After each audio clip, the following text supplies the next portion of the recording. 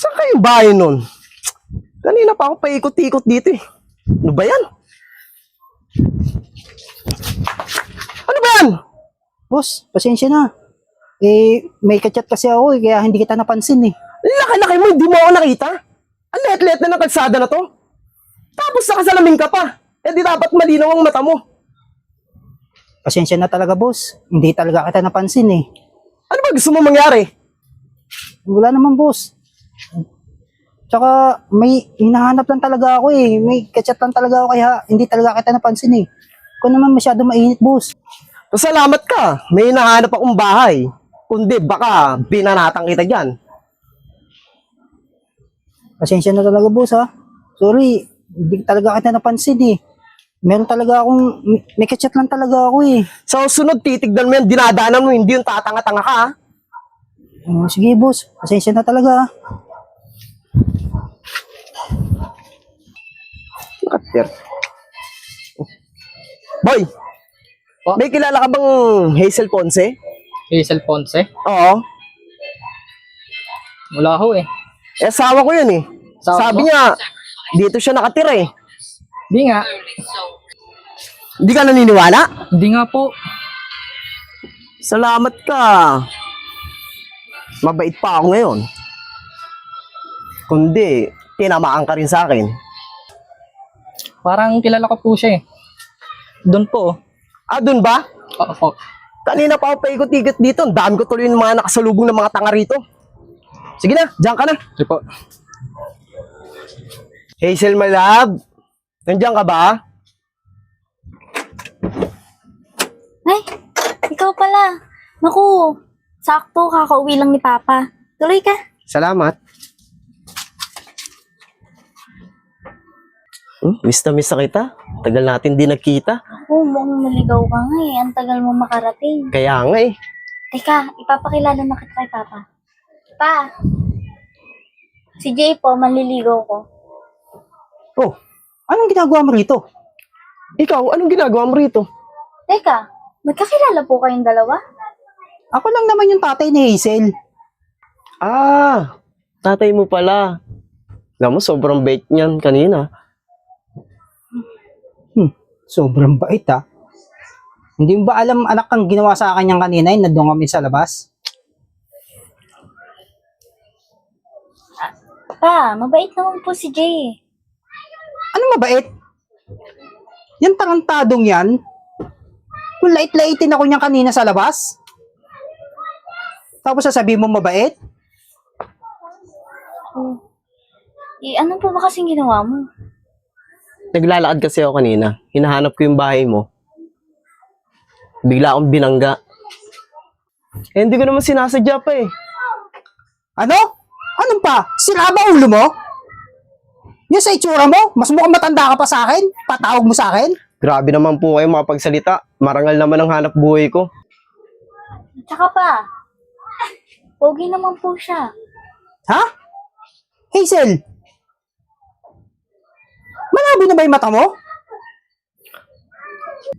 Grabe naman kayo makapagsalita. Anong grabe? Tingnan nyo nga itsura ng dalawa. Kahit sino makakita sa inyo, pagkakamalang kayo mag-ama eh. Pasensya na talaga sa nangyari kanina pa. Di ko naman ding akalain na kayo palang tatay ni Hazel. Ngayon nalalaman mo na. Oh, magtutuloy ka pa rin umakit ng ligaw sa anak ko? Siyempre naman po, mahal ko si Hazel eh. Ang kapal ng mukha mo. Alam mo ba yon? Ang sakit nyo naman magsalita. Ano masakit magsalta? Ikaw ang masakit sa mata. Alam mo ba yon? Grabe naman kayo makapanglait ng kapwa nyo, sir.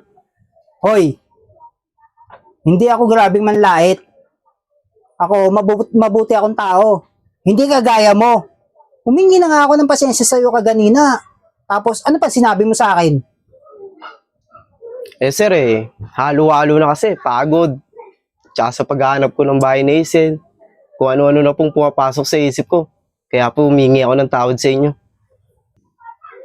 Kung ako sa'yo, umalis ka na. Wala kang mapapala dito. Grabe naman ho kayo. Pero ipaglalaban ko po ang pagmamahal ko kay Hazel. Yun lang po may papangako ko. Hoy, lalaki, huwag ka nang mangako. Dahil kahit anong gawin mo, tutol ako sa panliligaw mo sa anak ko. Bago ka manligaw nga pala, tignan mo muna itsura mo ha. Hindi naman sa nang mamata ako ng tao. Tignan mo itsura mo. Mukha kang boksingerong hindi natitibi. Huwag naman po sana kayong ganyan sa akin. Pa, tama na po yan. Ako, pasensya ka na. Mainit lang talaga siguro yung ulo ni Papa ngayon. Baka pwedeng magkita tayo sa susunod. O sige, Hazel. Pasensya na rin sa nangyari. Bawi na lang din ako. Ingat ka. Salamat. Sa susunod, nak, tumingin ka naman ng mga maliligaw sa'yo. Huwag naman yung ganun. Eh pa, mabait po kasi siya sa akin eh. Ha? Ano mabait? Sa'yo. Pakikitungo niya sa'yo. Mabait ang tingin ang pakikitungo niya sa'yo. Pero hindi mo ba alam? Grabe man lait yung taong yun. Pasensya ka na pa. Kakausapin ko din siya. Para naman magkaayos kayong dalawa. Hoy, Hazel. Humanap ka ng ibang maliligaw. Ayoko na makipagkita ka rin sa taong yun. Sige po pa. Kakausapin ko na lang po siya. At sasabihin ko na itigil na niya yung panliligaw sa akin. Pero in a good way. Dapat lang.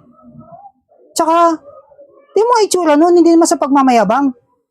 Mas mukhang matanda pa sa akin yun eh. Pa, hayaan niyo na po. Chill lang. Ay, nako. Grabe talaga yung ginawa sa akin yung taong yun, kaya hindi ko talaga makalimutan. Hayaan mo na po.